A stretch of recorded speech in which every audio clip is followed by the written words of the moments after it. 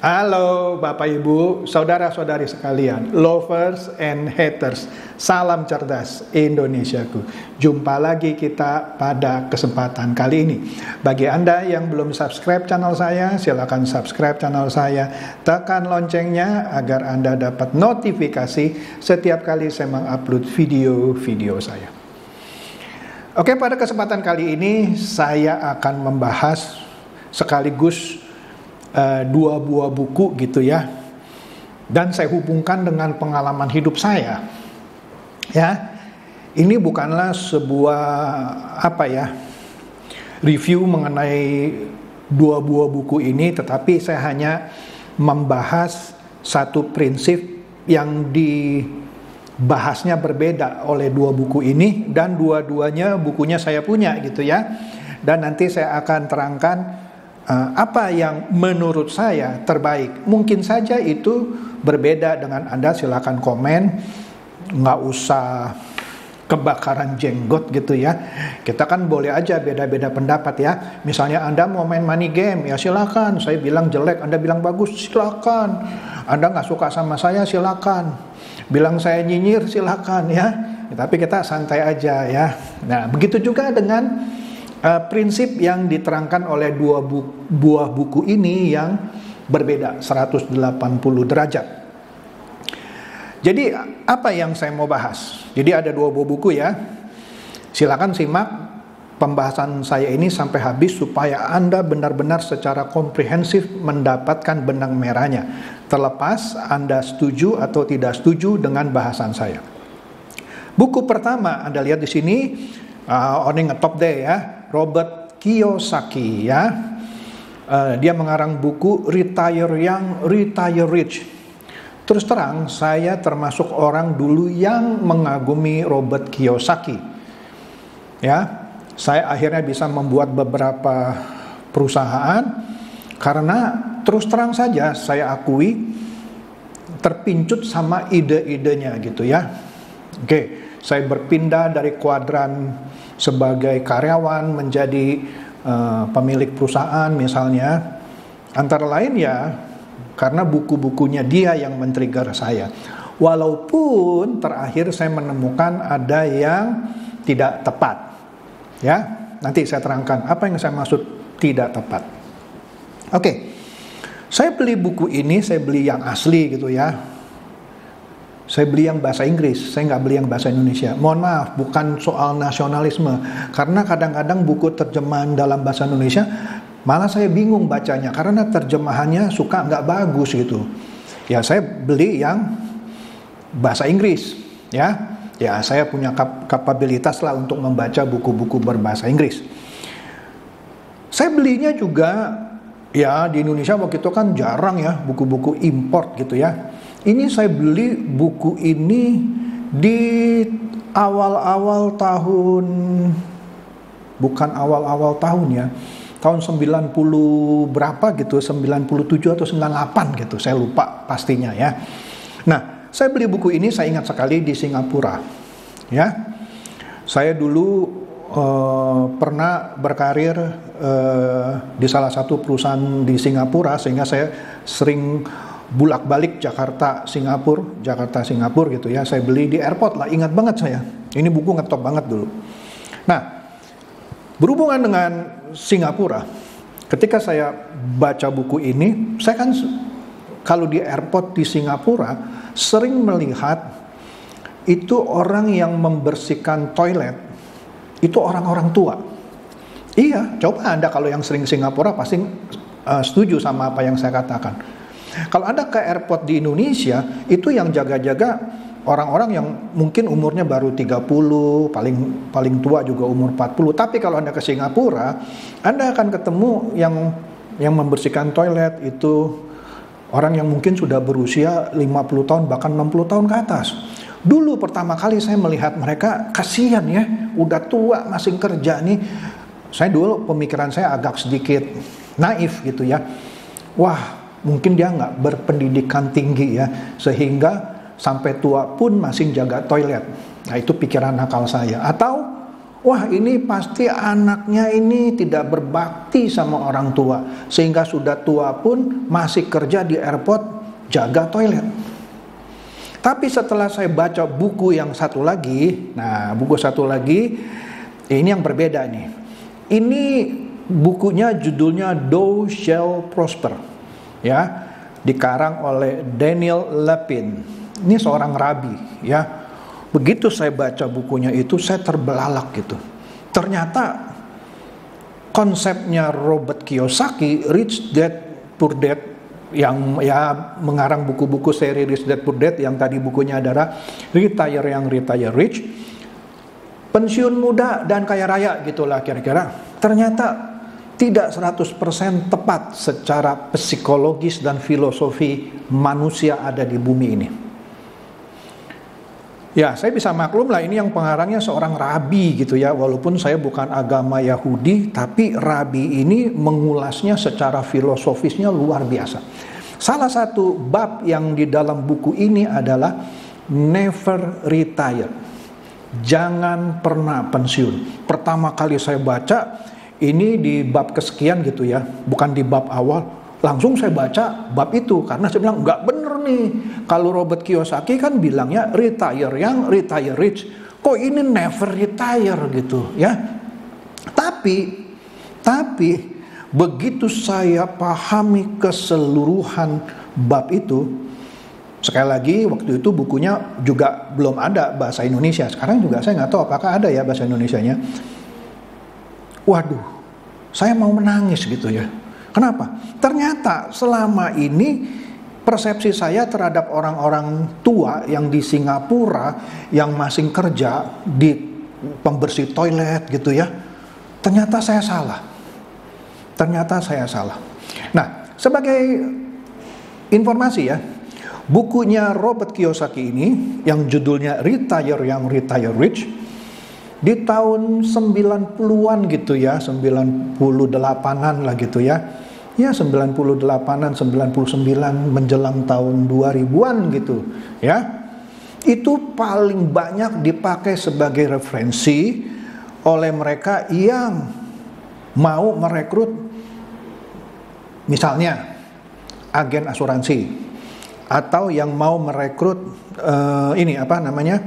downline di perusahaan multilevel.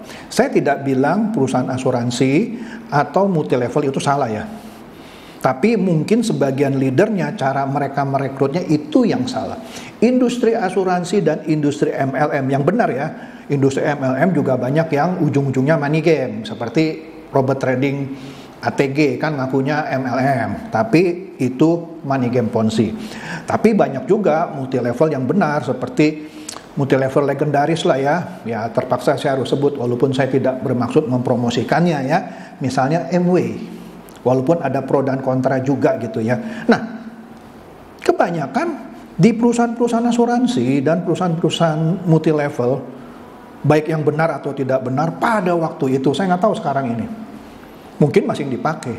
Ini dipakai sebagai penyemangat orang untuk join bisnis asuransi atau di multilevel. Karena diiming-iming bahwa mereka kalau masuk industri asuransi, menjadi agen asuransi, atau menjadi pegiat usaha multilevel, maka mereka bisa pensiun muda dan kaya raya. Pertanyaan saya, apakah semua orang yang masuk di industri asuransi menjadi agen asuransi atau pelaku bisnis MLM semuanya kaya raya? Dan akhirnya mereka bisa pensiun muda dan kaya raya? Tidak. Sebagian iya. Tapi kalau Anda yang mengerti bisnis asuransi atau bisnis multilevel, begitu Anda sudah on the top istilah mereka, coba Anda berhenti prospek. Anda nggak kembangkan jaringan Anda, mati. Jadi, sekali lagi ya, Anda boleh tidak sepaham sama saya. Menurut saya, bullshit kalau buku Retire Young Retire Rich ini dipakai untuk memotivasi orang masuk ke industri asuransi atau MLM. Sekali lagi, saya tidak bilang industri asuransi atau MLM itu salah ya.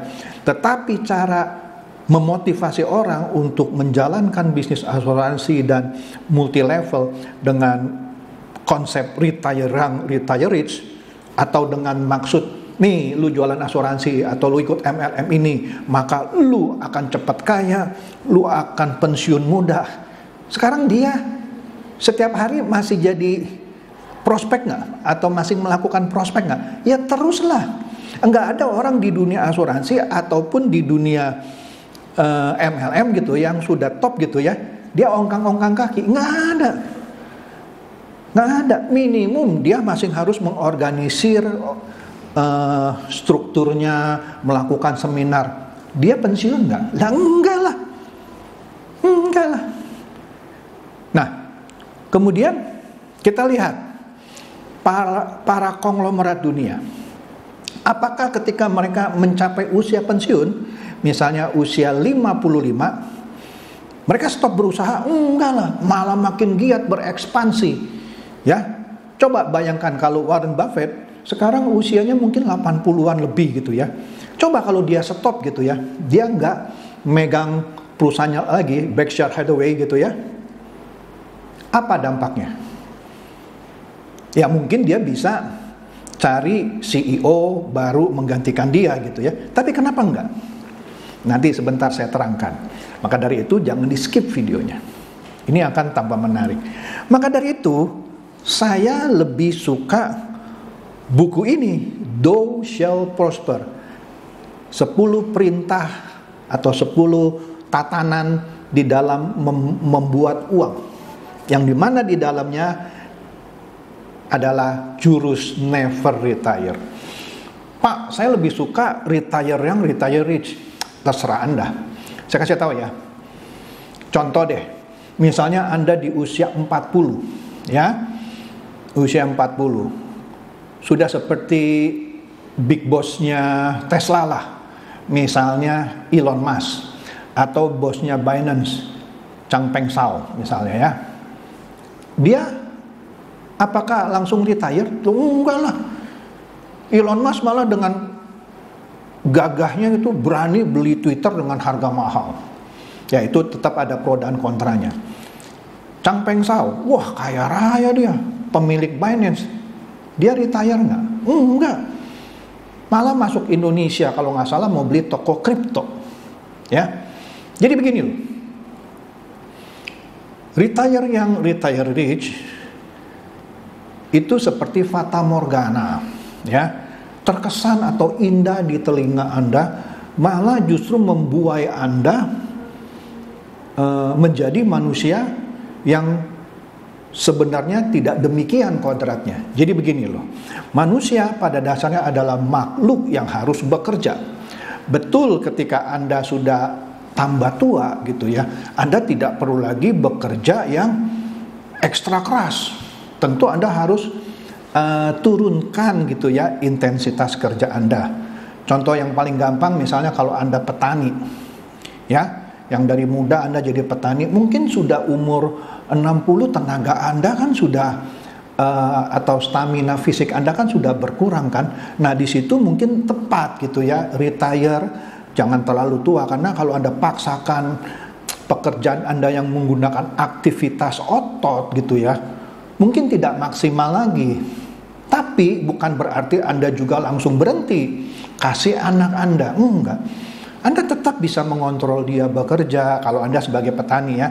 Atau Anda tetap harus ke ladang atau ke sawah mengerjakan pekerjaan-pekerjaan yang mungkin tidak sekeras dulu, sambil mengawasi anak Anda atau siapapun yang Anda wariskan usaha Anda supaya bisa menjalankan bisnis pertanian itu dengan benar. Coba bayangkan, Anda bisnis apapun, kemudian Anda mendadak retire, mendadak pensiun. Misalnya Anda mencapai usia 55 dah ya kalau Indonesia. Anda tiba-tiba memilih, saya sudah kaya, saya retire, saya mau keliling dunia. Boleh nggak? Boleh aja. Anda praktekkan dah. Mungkin di bulan-bulan pertama Anda senang, Anda bisa tinggal di Bali sebulan. Kemudian pindah lagi, Anda tinggal di tinggal di Jepang 2 bulan. wih, pindah lagi, tinggal di Amerika 3 bulan. Percaya saya, begitu Anda lewati itu 1 tahun, Anda bosan dengan itu semua. Pertama kali mungkin senang, karena Anda nggak pernah gitu bisa cuti 1 tahun. Tapi begitu Anda kaya, Anda bisa pergi kemana-mana gitu ya. Tapi percaya saya, setelah itu Anda jenuh. Nah, itu satu ya. Kedua, bayangkan Anda seorang dokter, ya. Orang dokter yang setiap hari ditunggu oleh sebut saja 30 pasien, karena Anda dokter yang bagus gitu ya. Anda bahkan praktek sampai jam 11 malam, bahkan sampai jam 12 kadang-kadang. Tiba-tiba karena Anda sudah banyak uang, di usia 55 Anda stop praktek gitu. Itu hak Anda. Itu hak Anda. Tetapi itu menurut buku Do Shall Prosper ini, Anda adalah orang yang egois dan tidak menghargai kodrat Anda sebagai manusia. Kenapa? Anda masih punya keahlian sebagai seorang dokter yang bisa memberikan dampak kepada umat manusia. Iya dong, orang masih butuh Anda. Anda mau pensiun, mentang-mentang Anda sukses, misalnya contoh aja di bisnis asuransi, di bisnis multilevel. Karena saya tahu beberapa dokter yang dia sukses di prakteknya dan dia sukses di usaha multilevelnya. Kemudian dia stop praktek dokternya. Dengan bangga dia bilang, saya tinggalkan praktek kedokteran saya menekuni usaha MLM. Oke sih, tapi apa Anda bisa jamin MLM itu akan seumur hidup berdiri? Mungkin beberapa tahun lagi tutup, kita nggak tahu. Tapi kalau Anda punya keahlian sebagai seorang dokter, keahlian Anda tidak akan sirna selama Anda praktek dengan baik. Orang terus mencari Anda. Dan kalau Anda tidak lagi mau mencari uang karena Anda sudah super kaya, Anda bisa tetap praktek kasih gratis. Kenapa? Nggak apa-apa dong. Ya, ilmu Anda sumbangsikan, memberikan pengobatan gratis. Ada kok, saya tahu ada beberapa dokter yang menempuh itu walaupun dia tidak terlalu kaya gitu. Dia kasih gratis, bahkan orang yang nggak mampu untuk tebus obat dia bayarin. Inilah orang-orang yang never retire. Ya, dia menghargai atau menyadari kodratnya sebagai makhluk hidup yang memang harus bekerja. Nah, oleh karena itu kembali ke cerita yang di Singapura tadi gitu ya, yang orang sudah berusia 60 bahkan 70 masih kerja di toilet. Ternyata belum tentu dia disia-siakan oleh anaknya. Dia yang memilih untuk bekerja supaya tidak pikun. Kenapa? Di airport itu banyak orang-orang tua, teman-temannya dia, sehingga dia bisa terus bertemu dengan teman-temannya, ngobrol gitu. Sehingga itu juga meningkatkan kebahagiaan dan membuat mereka tidak pikun. Nah, itulah yang saya suka dengan buku Daniel Lapin ini, ya, yang di dalamnya memuat ajaran never retired. Nah, kita lihat contoh ilustrasi ini, seorang nenek ya sudah tua, rambutnya sudah putih gitu ya, tetap memimpin rapat di perusahaan, memberikan inspirasi kepada karyawannya dengan muka yang ceria. Ya, dia punya skill yang harus dia tularkan, ya, karena dari tenaga-tenaga profesionalnya diharapkan nanti bisa menggantikan dia. Coba bayangkan kalau si nenek ini di usia 55 memilih keliling dunia gitu ya, tidak lagi mau memimpin usahanya. Kan kasihan, sayang gitu ya. Dia punya potensinya yang bisa berdampak buat umat manusia, dibuang begitu saja. Kemudian apalagi kira-kira yang membuat orang gitu ya, sebaiknya itu tadi yang saya bilang, never retire. Karena begini loh, tadi saya katakan ketika Anda sudah, misalnya kalau di Indonesia berusia 55 tahun, sudah sepatutnya Anda berhenti bekerja gitu kan. Kalau di kantor Anda masuk usia pensiun, dapat pensiun, oke deh, karena itu memang peraturan. Nah, tapi karena Anda pensiun bukan berarti Anda tinggal di rumah terus ya, bangun tidur seenaknya jam 10, kemudian nonton TV, tidur lagi, terus kemudian malam nonton TV lagi, tidur lagi. Nah, itu kayak Mbak Surip, bangun tidur, tidur lagi. Ya, Anda tidak berdampak bagi manusia. Saya kasih tahu, usia saya sudah melebihi usia pensiun. Kalau mengikuti buku Robert Kiyosaki, harusnya saya retire rich kan. Tapi saya nggak bisa diam gitu orangnya. Apalagi melihat orang yang sering ditipu gitu ya sama money game. Ya saya sumbangsikan lah apa yang saya tahu, apa yang saya bisa gitu ya, untuk mengedukasi. Ya. Kemudian apa lagi? Saya masih diminta untuk mengajar. Ya saya mengajar. Saya senang kok ngajar, memberikan pengetahuan, ilmu gitu ya. Nah itu kan sumbangsi saya sebagai manusia. Coba kalau saya retire keliling dunia tidak ngajar orang lagi gitu ya, kan sayang gitu ya. Masih ada orang yang membutuhkan, tapi saya nggak mau ngajar lagi, saya mau menikmati hidup, ya kan? Kan lucu, ya. Tapi kalau Anda masih suka dengan retire rich, ya Anda jalani saja. Sudah ada riset kok yang membuktikan begitu Anda stop bekerja, yang tadi saya bilang Anda keliling dunia, nggak berapa lama Anda merasa jenuh gitu. Oke lah, mungkin selama ini di pekerjaan Anda sangat stres gitu, dan Anda berpikir, saya ini begitu umur 55 saya tidak akan memperpanjang masa kerja saya mau ambil pensiun, saya mau menikmati hidup saya, keliling dunia.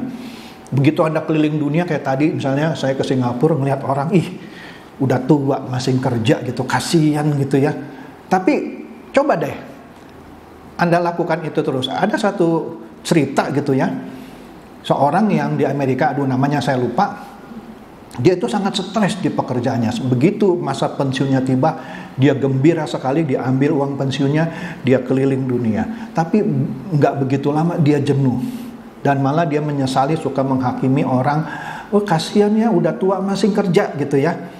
Akhirnya ketika ada tawaran dari orang yang masih mau memanfaatkan skillnya di bidang kewartawanan gitu ya, diterima oleh dia dengan senang hati, dan dia kerjanya dengan enjoy karena kebetulan suasana kerja di kantor yang memintanya untuk bekerja lagi, perusahaan lain gitu ya, suasananya kondusif gitu ya, sehingga dia meskipun sudah tua dia bisa menularkan semangat kerja, pengalaman kepada wartawan-wartawan yang junior. Nah inilah yang dimaksud dengan never retire.